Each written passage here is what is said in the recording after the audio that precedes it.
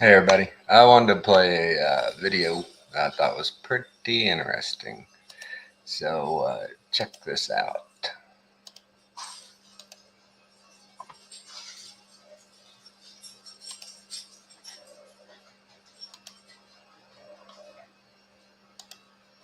All right, man. Welcome to Pro 777 Radio. This is episode 431. Jason Lindgren is with me, and Mark Passio returns. I'm glad to have Mark. I just watched an hour-long YouTube clip of his where he gets into natural law, and that's where we're going to open up the door here today. Kind of astonishing, outside a campus, asking young people, like, what does natural law mean? What do rights mean? What does a cult mean? And very few people have any clue. And this is a good time to have a good idea of what these things mean and the overarching reason they matter in the time we find ourselves. Anyhow, welcome, Jason. And a rainy good morning. All right, welcome back, Mark. I should have looked up, you know what, while you're introducing yourself and getting all your links and where people can find you down, I'm going to look up on my site the numbers for the other episodes. Great. Mark joined us on episode 250. And 271, it's all you, Mark. Tell people where they can find you and where they need to go to keep up with you. Well, thanks so much for bringing me back, Crow. I really appreciate it. It's good to be here. My main website is whatonearthishappening.com. That is where you can find the bulk of all of the information that I put out over the years, including podcasts, videos, interviews, etc. And I also run a collaborative website of other content creators that talk about natural law and occultism and human slavery and what is going on this planet. And that is the website called onegreatworknetwork.com. I also run a technology seminar where I teach people how to communicate this information and publish it online so that it can be received by many, many other people. And that seminar is known as How to Become the True Media. And the website for that is howtobecomethetruemedia.com. All right. It's a funny thing. Probably 3 months ago, some of the very high-ranking people that I now talk to because I do what I do, people I would have never met in my normal life, they told me a while ago that part of the push that's going on now is, what he called it, wealth stripping. Yes. And he said the wealth stripping is going on because they want to get everyone on UBI, which means universal basic income. And they told me that monkeypox would be launched in August. So pretty much what they have told me has come true. On August 1st, I started seeing the bogus numbers for the bogus disease called monkeypox. And I saw our boy Elon, the actor Musk, come out and say, well, it's pretty clear robots are taking over the world. People are not going to have jobs. We're going to need to go to universal basic income. So all the things that I'm hearing months in advance are coming to be. But let's shift back, Mark. We're going to jump in and we're going to get down to some natural law. These are big ideas. These are important ideas for the time we exist in. And I'll tell everyone, go find his YouTube clip on natural law. Not only do I love how he put it together, the logic is flawless. So where do you want to jump in here, Mark? Well, the video that you're referring to is my first documentary that I've ventured into making. It was called Mark Passio and the Science of Natural Law. And in it, I briefly introduce myself and the work that I do. And then I launch into an in-depth explanation of what natural law is and why it is important for people to understand. So that documentary is available on, whatonearthishappening.com. And people can watch it for free, or they can buy hard copies of it, from my gifts area. So it's about an hour and 10-minute documentary on the subject of natural law. It's sort of a crystallization, I guess you could say, a condensed version of my extended 8-hour, 8.5, 9-hour, around there presentation called Natural Law, the Real Law of Attraction, and How to Apply It in Your Life, that I gave back in 2013 in Connecticut. So I wanted to put out a version of that was basically for someone who didn't have a background in understanding my former material that I have presented over the years, has not listened to all of my podcasts, etc. Somebody who just has no background in understanding this and no rudimentary understanding of the world of the occult, no rudimentary understanding of natural law at all.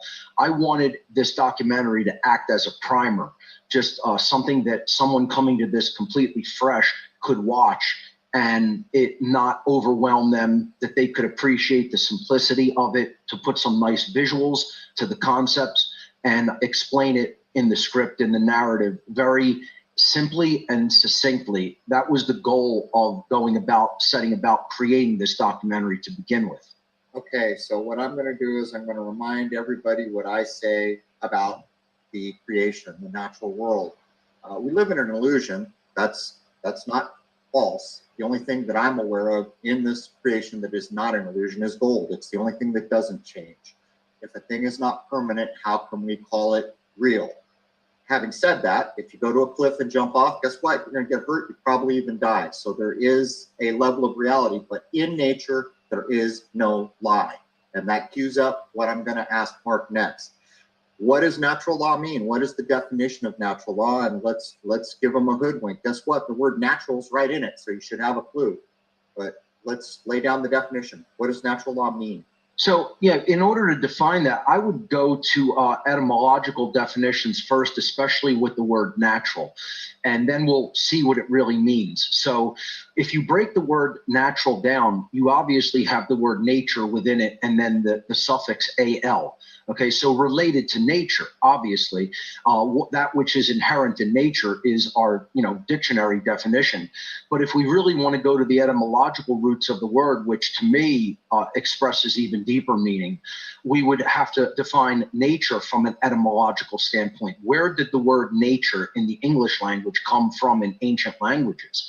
And that would be breaking down the consonants NTR, which in ancient Egyptian, NTR pronounced nature, which is very, very similar to the English word nature, just a different vowel sound in between the N and the T.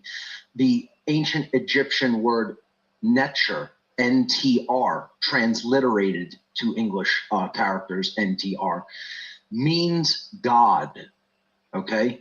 So right in the word nature, etymologically, you have the very concept of the creator, okay? And it means literally like God of the universe, nature. It is given the hieroglyph, a flag on a pole, what looks like a little triangular flag on a pole, actually very similar to a golf flag, is the hieroglyphic glyph for God.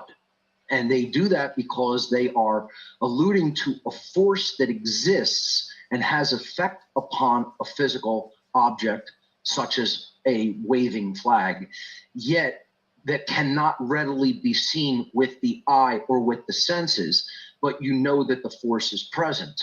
So right in the word nature, we have etymologically nature, which means God in ancient Egyptian or Kemetian. And then the suffix al, A-L, in Sanskrit and other ancient Proto-Indus Valley languages means of or related to or from, of, or related to. And again, that makes sense because we use that suffix in English as well, meaning those same things. So literally, the word nature from the etymological standpoint means from God, of God, related to God, from the creator, of the creator, related to the creator of the universe. And that is what nature is. Nature is that which is inherent to creation itself and is not man-made. That is the actual definition of the word nature. Nature is something that is inherent within creation and is not a constructural idea of the human mind that we invent to relate a concept, tell a story, act as some relational mode of thinking to convey an idea. That is a constructural idea. Nature, in and of itself, is that which is actually inherent to reality. So the word natural is that which is inherent to the real world of nature, the real world of fact, okay, and is not man-made. Now the word law, combining the terms, the word law is a condition that is universal, non-man-made, binding and eternal. And it is absolutely immutable. It cannot be changed. It is a set of conditions that always work the same way everywhere, at no matter what time, no matter what place, no matter where they are in the universe. And nothing that any being or force does can remove that set of conditions from being in effect in reality, in nature. That is what the word law means, and that is pretty much a scientific definition of what a law is in nature. Combining them, we have the conditions that are eternal, omnipresent, binding, immutable, unchangeable, that are actually related to God. So these are the Creator's conditions that are always in effect in our reality. Literally, that is what natural law is.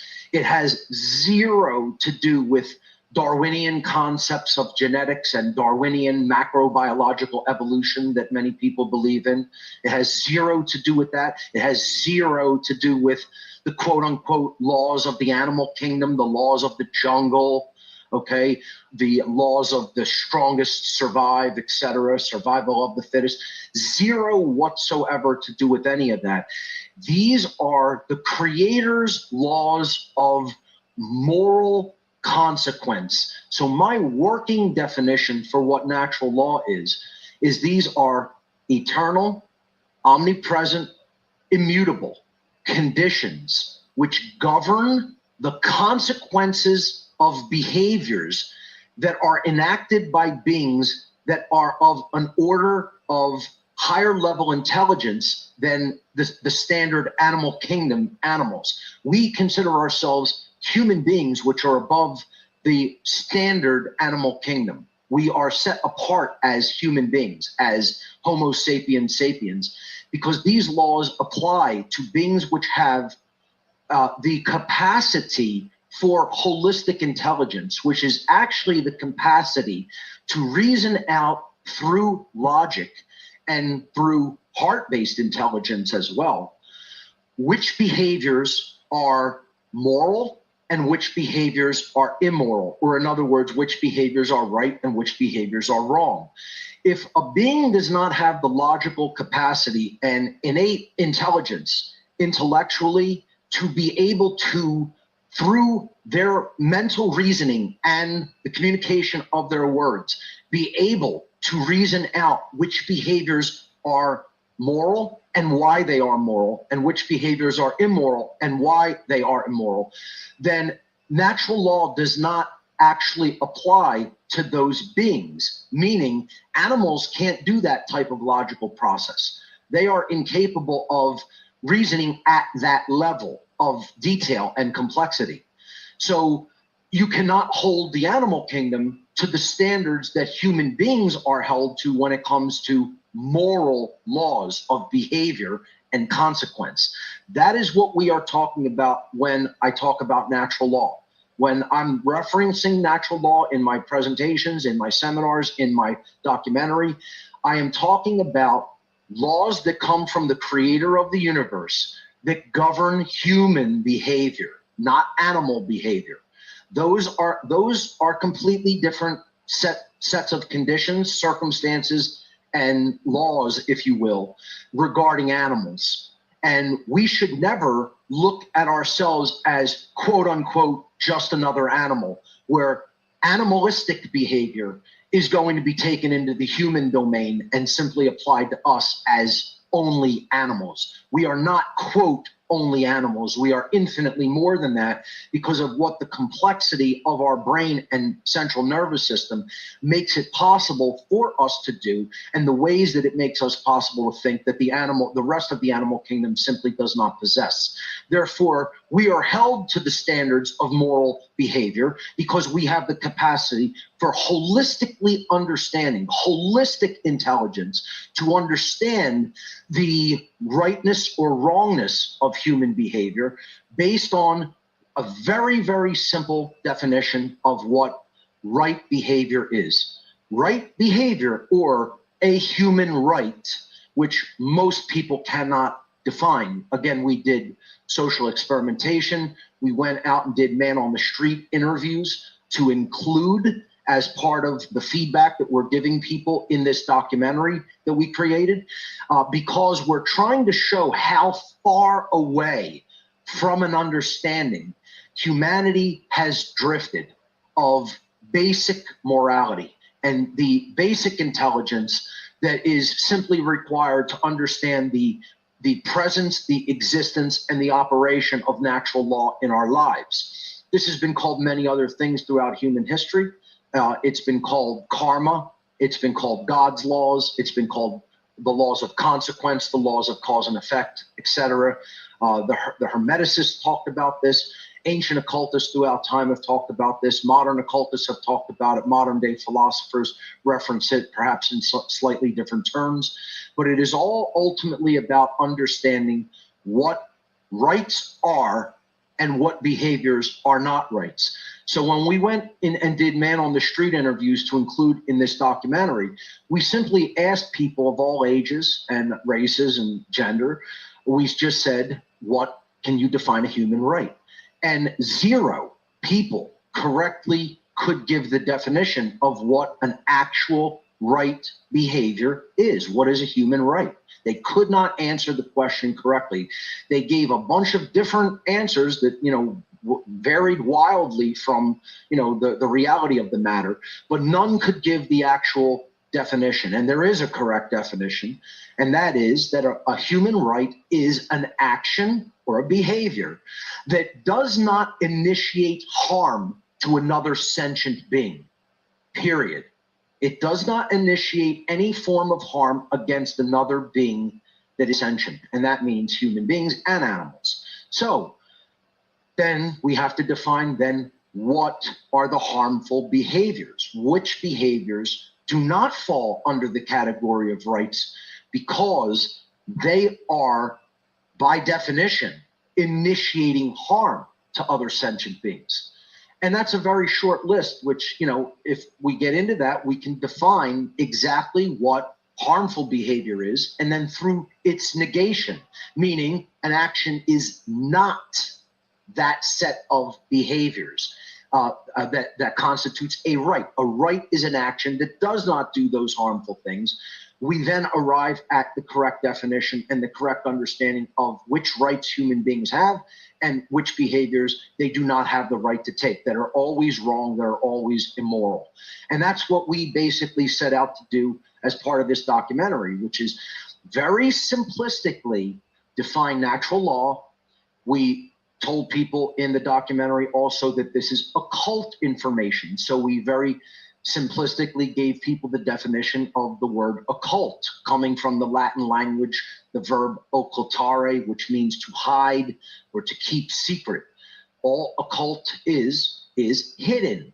It's hidden or secretive information that has been deliberately kept back from the masses of humanity for specific reasons that the keepers of this information justify, that they believe they have the right to hold it. So I explained in the documentary that natural law is actually occult knowledge, because what has happened with it over human history is it has been sequestered away largely from the human population at large, from the masses, because the ruling class, the ruling occultists who are actually running our society, the dark occultists as I refer to them, have been attempting to hide this information to the best of their ability so that people don't understand the truth about the difference between right behavior and wrong behavior. And if you don't understand the truth, then you get chaotic consequence in your life. And we all collectively, in the aggregate, in the collective, as a species, if we don't make this knowledge common sense, then we all get chaotic consequences in the aggregate in society. And that is what we are receiving. And that is what this ruling class, this occult ruling class, wants humanity to keep receiving. They want us to keep receiving chaotic consequences that they do not understand why they're getting what they're getting, and they keep saying that they want the opposite of it. Human beings keep saying we want the opposite of the circumstances that we're receiving, of the consequences we are receiving in life, because we're not happy, we're not fulfilled, we're not prosperous, we're not getting what we say that we want out of life. And we believe we're going somehow to be able to receive the opposite of what we're currently receiving without understanding the knowledge of natural law and adjusting our behavior to it. Doing the shadow work that is going to be required to change our mental worldview of how everything works in this reality, and then aligning our behavior to the laws that have been laid down by the creator of the universe for this reality. It is absolute madness that anyone in life would expect to do things against the laws of how things are set up in this reality and prosper and not suffer. That is pure madness and insanity. And yet, people will still insist either these laws don't exist whatsoever, morality is relative, we don't need to learn this isn't important. And they've been convinced through the mind control, through the social engineering that the ruling class has put into place, that this is negligible information that doesn't need to be studied in depth, that doesn't need to be understood in its fullness and completeness, and then put into practice in our lives. And that's the main reason why humanity's still in slavery. This is the most occulted knowledge in all of the realm of occultism, of hidden secretive information that has ever been sequestered from humanity. Natural law is actually the secret of secrets, as I call it in the documentary. This is what the occultists are really desperately trying to prevent from reaching common sense, everyday human being awareness. Because if it reaches that level of awareness, the playing field is completely leveled, and people would not really be able to be mentally influenced and controlled by this ruling class of social engineers anymore. And we would very quickly end the condition of slavery that humanity is currently being held in. And that's why they want to keep it under wraps. They want to keep it secret, or they want people to consider it non-important, trivial information of some quirky religious notion, which it is not. It is actually a factual science that has observable and repeatable effects. That is how science is done. We make observations, we make hypotheses, we look at the data, we study all of those factors, those variables, those dynamics, we refine the hypothesis if necessary, and then we come to a conclusion about what that data means, and we publish our results for everyone. That is absolutely the way that the science of natural law actually works. It is observable over periods of time of human history for us to understand how collective behavior drives collective consequence. That is how it works in the natural domain where the behaviors are conducted in the realm of nature. Behavior is not conducted constructurally in the mind, right? People say, oh, this is a constructural idea. No, natural law is not a constructural idea at all. Behavior is not conducted constructurally, mentally. Behavior is conducted physically in the world of nature. All the behaviors are done in the world of nature. Therefore, the consequences of what then develops in the very world of nature where those behaviors are conducted is observable, and that observation is repeatable, and we are able to see the results that occur and that are basically, quote, given, that are created actually by humanity over long periods of time. That is how karma or natural law works over time. People think that karma works instantaneously, like this cartoon definition of you do something bad, you walk outside, a safe falls on your head from the third-story window. Doesn't work like that. It works aggregately, meaning collectively in the whole species, all over the planet. Certainly in pockets of culture a little bit more quickly, okay? And in the local areas where human beings are operating a little bit more quickly, but definitely globally over long periods of time, okay? And it's not an instantaneous process. It's something that has to be observed happening over long periods of time and over all of the human species. That is how karma or the laws of attraction or natural law really operate in the aggregate over time. So I've put in a simple mathematical equation. If it's a science, an equation will generally govern the law, right? Just like physical laws of dynamics, we have equations that generally govern those laws that are the governing dynamics and governing principles. Natural law has an equation.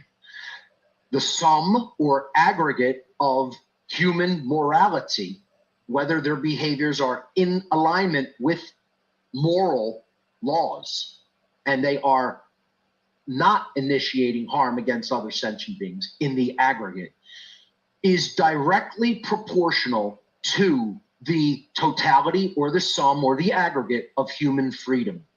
You could literally write it out as an equation. The sum or aggregate of human moral behavior is directly proportional to how free humanity is in the aggregate. Very simple equation. I word this in the English language as morality is directly proportional to freedom. As morality increases, freedom increases. As morality declines, freedom declines.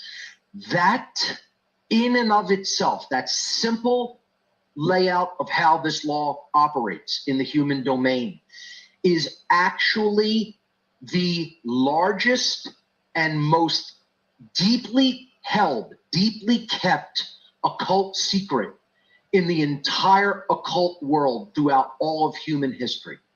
And that has just been, in my documentary, I say, understanding this, you have been given the secret of secrets. In all of the mystery traditions, in all of the secret societies, in every single deeply held spiritual tradition that you could refer to by any name, that is the secret of secrets that those traditions have been keeping, have been teaching to their initiates, to their inner core circle, and in general have been attempting to keep from who they consider the profane. I take the opposite approach to any of that, and I will say to all of those occultists throughout human history, those that are alive today who take the same mindset in secret societies today, who think this information should not be given to the average person, all of you are wrong. All of you are wrong and are immoral for continuing to take that approach. Because if we don't teach this information, if we don't take it out of hiding, if we don't take it out of secrecy, and if we don't make it common sense, humanity is doomed. This is the only thing, this is the only understanding that can actually reverse the condition of human slavery and reverse the path that humanity is on to self-annihilation.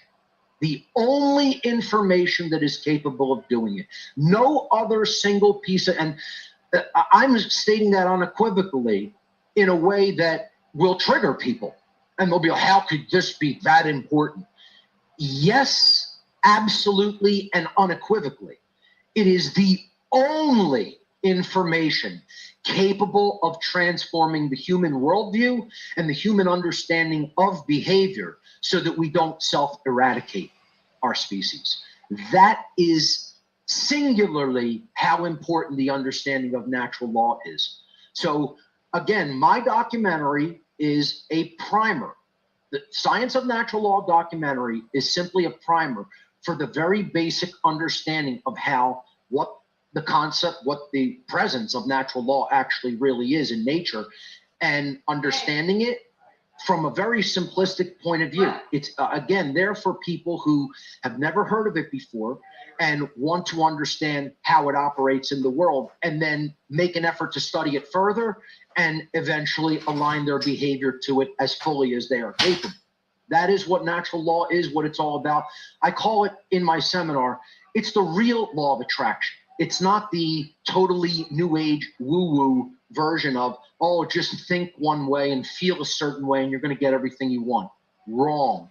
The knowledge is required of how the laws of the creator operate to bring us the consequences that we're going to receive based on the behavior that we put out. That's why it's the law of attraction. It acts like a mirror. You put out the behavior into the universe, the action, and then you get back the consequences for the action.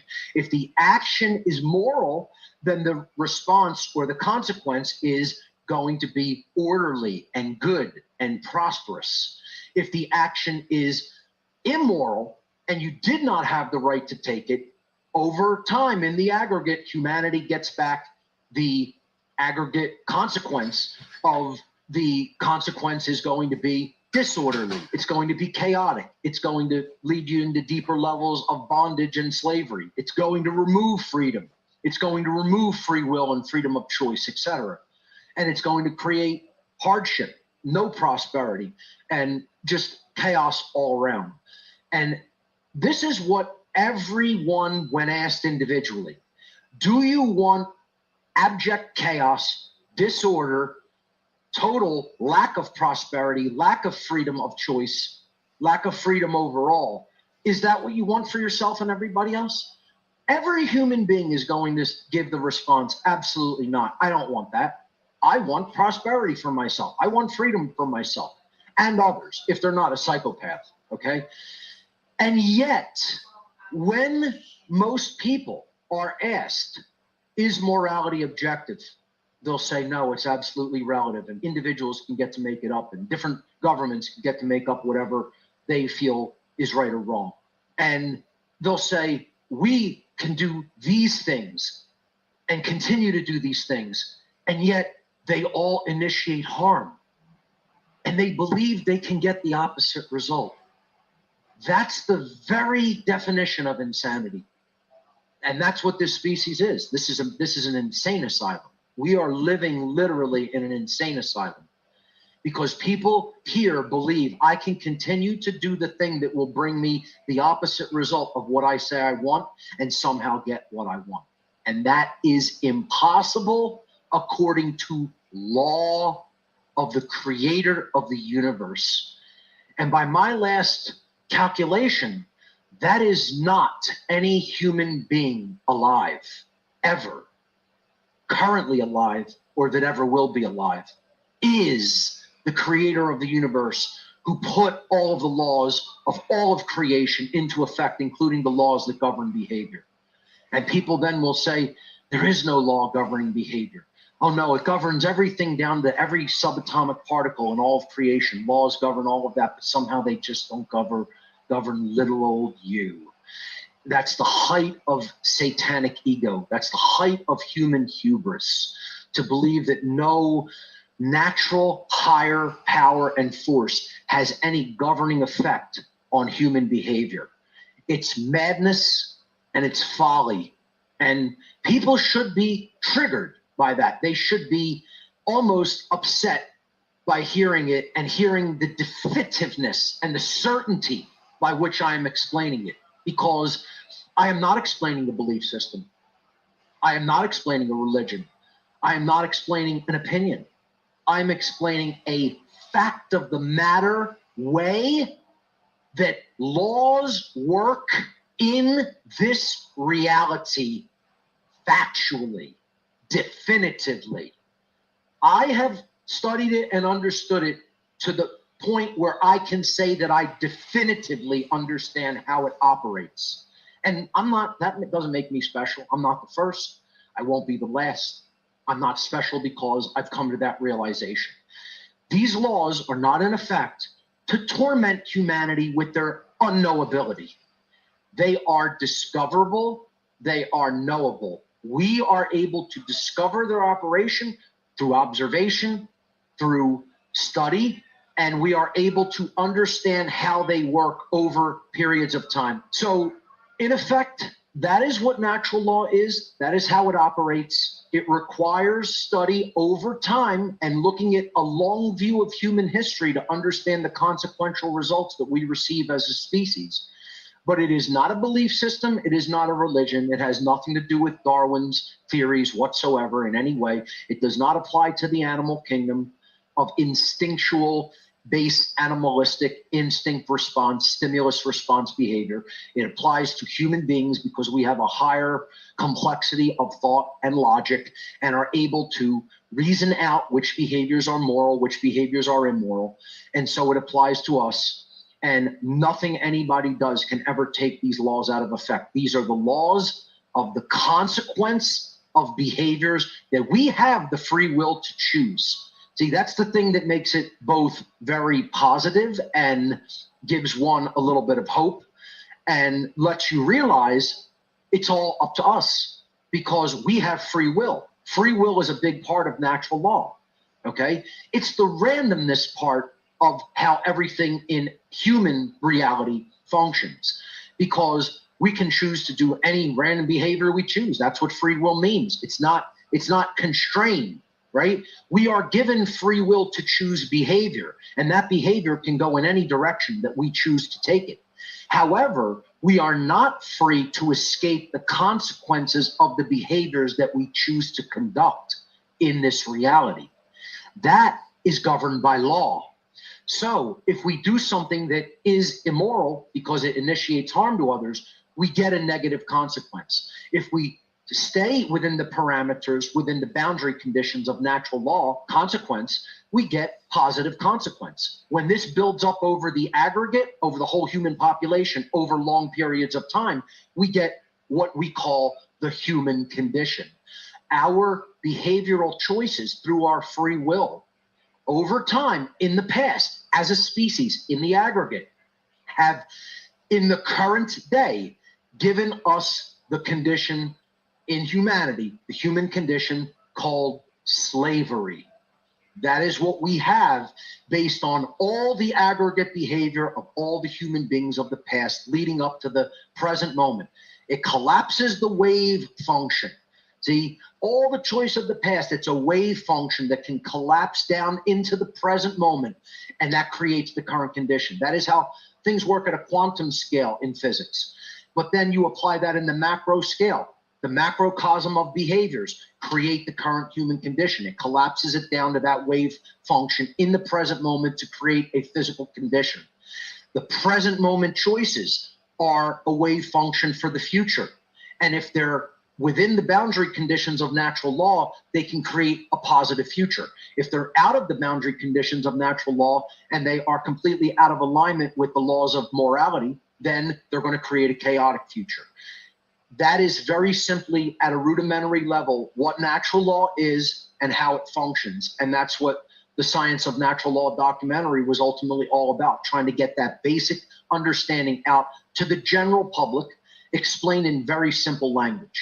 All right, that is a boatload to unpack. Let's try to draw some lines back to common sense. Sure. Because one of the things that has been occulted readily is common sense in our current way of being. Say that 3 more times because it's so true. It is. That's the big occulted secret right now is common sense. Common sense would lead a mind to go check out the things Mark is talking about because they would notice things in the natural world and they would say, why is that? Here's how maybe we can draw some lines back. First of all, the idea of natural law is if it is true, everything Mark has laid down, and I see no problem with the logic, take another look at the 60s. Which is where I mark one of the biggest moral sidesteps of my lifetime. What did they do? They got everyone to do sex, drugs, rock and roll. They broke the family unit. They did a bunch of immoral things. But how did they do it? They did it through free will. In other words, they hacked the natural law, didn't violate anyone's rights because they got us to do it by our own dime. We decided to take those drugs, to have a lot of sex out of wedlock, to do all the things that were previously unacceptable in a more moral time, which we could randomly say the 40s or the 50s. But if we go back to the idea of the natural law, the thing that sticks out to me is you could really, this is not made by men. It is what it is. In the same way that water will turn into steam under these conditions without fail, that is not made by a man. A man cannot hack that. A man cannot change the rule for when water will turn into steam. And if we take it full circle, from the idea of the illusory world we live in, because everything's changing, nothing is permanent. There is an apex example. It's gold.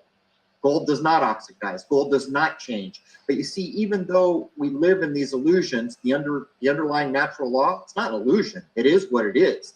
And it's not subject to being changed by us. It is the guiding principle.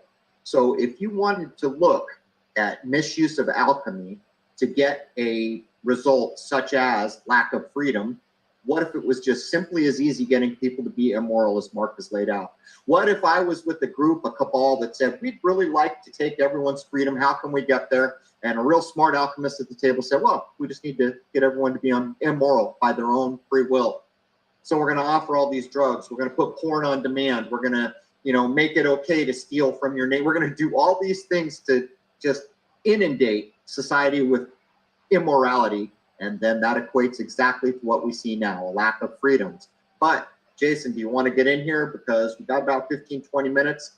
And once we get Mark going, we're about to get a lot of information. Well, I would say, Mark, have you seen anyone actually start to get it more so from the last couple of years? Or would you generally say humanity's shutting down at this point because of the level of propaganda we're being hit with? The very bulk of it is going backwards and going infinitely further away from the truth of what morality really is.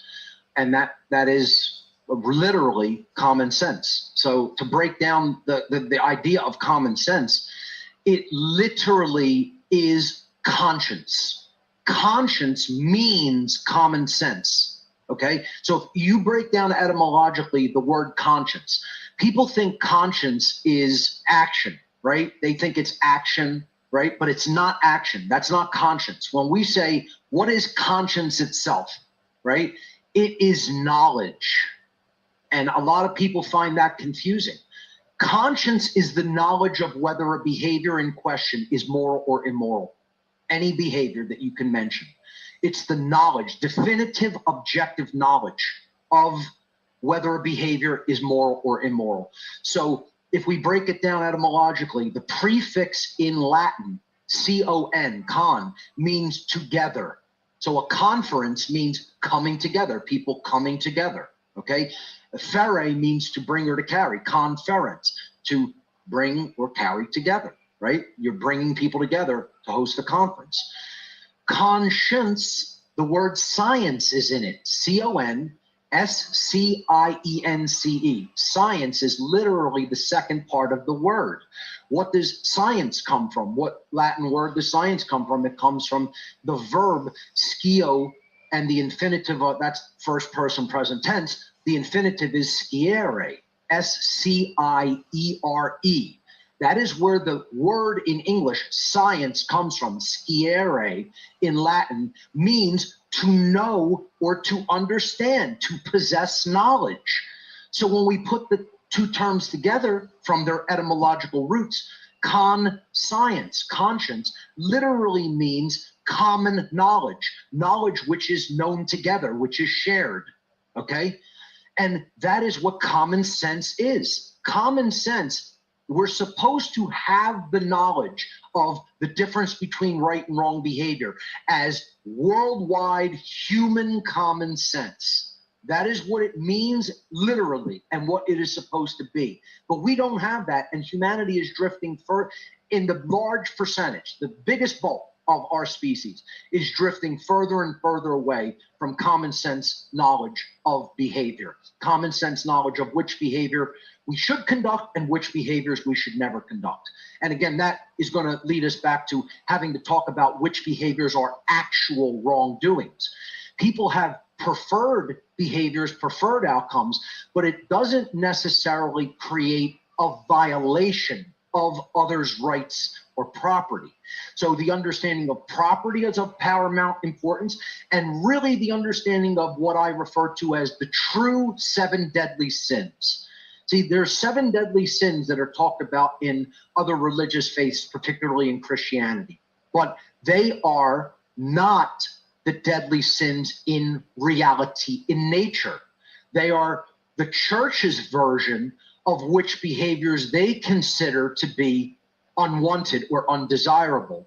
But yet, those behaviors do not actually conduct or initiate, I should say, harm against other sentient beings.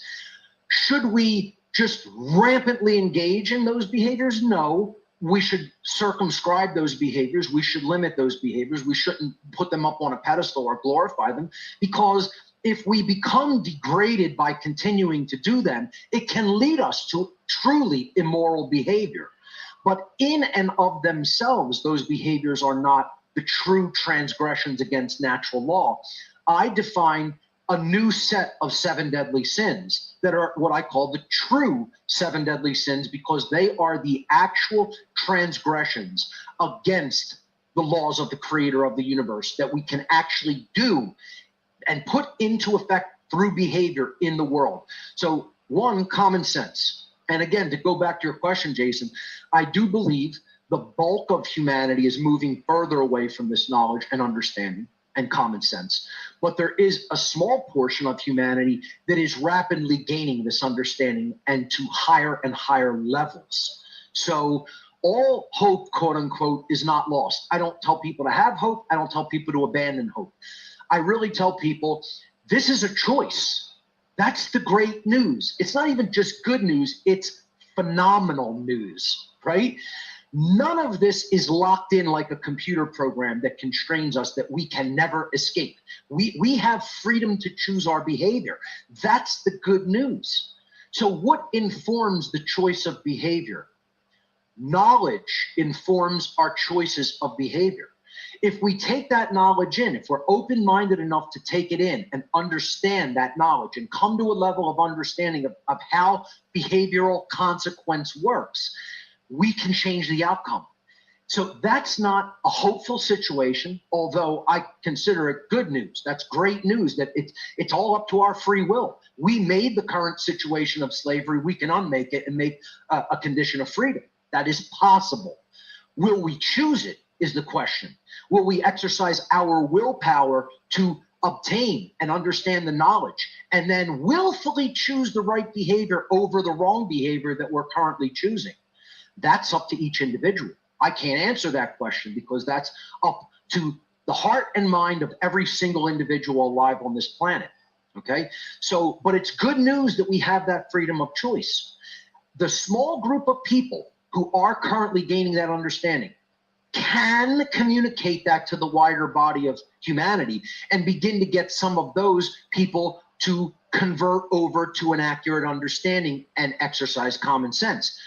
But it's going to require a tremendous act of responsibility and sacrifice of that few. That few is going to have to exert true care, not only to learn this information in its fullness, but to communicate it through modern standards of communication. Meaning, you don't just tell it through word of mouth. You formalize it and you immortalize it. That's the path. You have to first formalize the information. That means you create some form or set of media that puts it into a formal, logical, linear understanding for people through words, through images, through video, through audio, etc. Modern forms of media have to be learned how to work with. Then you immortalize it. You communicate it in an immortalized way. In the modern day, that's putting something on the internet in a space that cannot be censored. So now Web 3.0, as it is called, is all about technologies that are decentralized and uncensorable. And there's many different technologies that can operate like that now. And that is what one in this small group of people needs to do to take the responsibility to communicate this information out to the maximum amount of people, right? They have to formalize it and immortalize it. And unfortunately, most of the people who care enough about this information and have recognized, yes, this is true, this is the way things really operate in our reality, do not have that background. They do not have that know-how. They do not have that skill set. And that's why I teach how to become the true media, because I am teaching people who, in the modern day, while they have the knowledge of natural law, unfortunately, they are modern day illiterate. And that's a powerful triggering word that I'm calling most people, even within our quote unquote movement, illiterate. And they are illiterate. Okay? Most of them are illiterate. I'd say over 99% of them are illiterate by modern standards.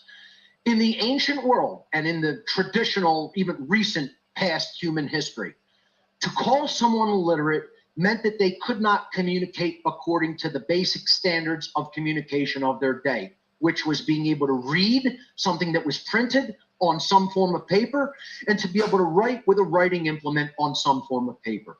That was literacy. That constituted literacy for the bulk of human history.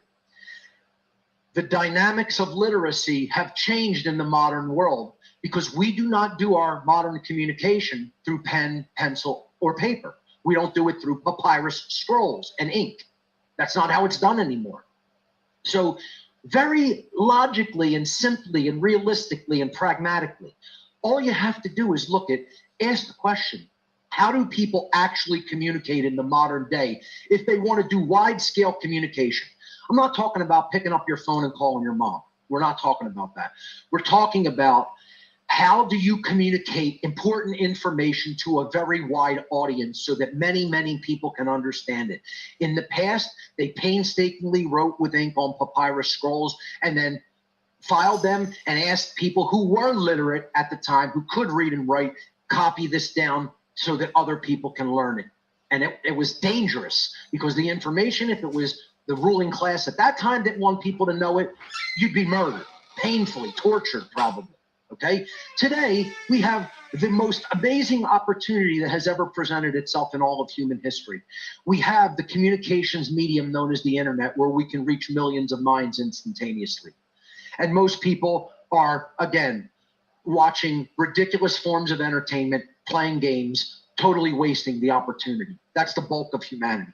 Let me jump in here, Mark. We got to wrap up hour one. Hold the thought where you're at right now. When we come back for hour two, we're going to pick up. So everybody knows you can get to Mark at the following website, whatonearthishappening.com. This is a donation-based system. This is how he keeps it going. So again, it's whatonearthishappening.com for Mark's information. We're going to take a short break. We're going to come back for hour two. You know, it has occurred to me that what we're witnessing in the current era is what I call the winnowing. People are going to make free will decisions that are going to shorten their existence here on this plane, and they're going to pay for it. And they're going to be bad decisions followed by bad outcomes. That's a lot of what's going on. But what that also means is those of us that go beyond this point of the winnowing will be better prepared to deal with what's on the other side. Mark, when we come back, you know, I had to bring it up as you were talking about conscious. We should hit on Pinocchio when we open up on the other side. It's not like the things that you're talking. Okay, so that's the first hour of that. If you wanted to see the second hour, you would you're gonna have to go to Crow 777. I thought that was pretty interesting stuff. So enjoy, take care, good vibrations, good discernment.